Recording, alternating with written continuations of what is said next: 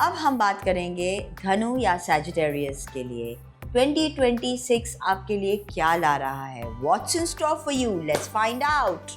Wow, four of cups. Four of cups यानी ये card यही कहता है कि आपको और थोड़ा ग्रैटिट्यूड एक्सप्रेस करना चाहिए.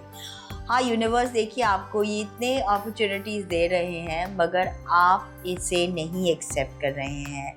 लेजीनेस, एपैथी और डिसइंटरेस्ट, इससे आपको निकलना पड़ेगा. और ये जो है ना, ये एक विशियस साइकिल है.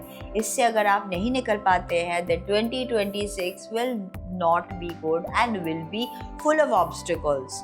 तो let go of laziness and embrace change.